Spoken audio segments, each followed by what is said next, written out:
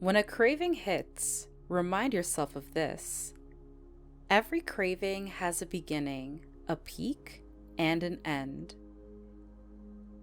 If you can hold steady without reacting, it will pass.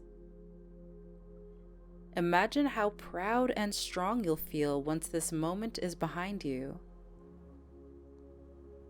Every time you resist, you grow stronger.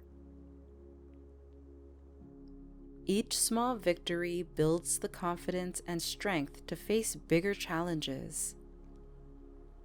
Here's a simple formula to follow. Don't suppress, don't react, just observe. Let the craving be there, but don't give in to it. Notice how it feels in your body. Where is it? Is it tightness, restlessness, or heat?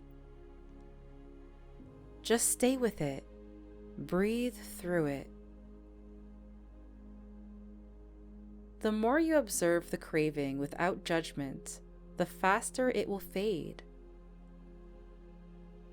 You don't have to fight it, just stay present. Every moment of strength counts, and every time you choose to rise above, you're building a better, stronger you.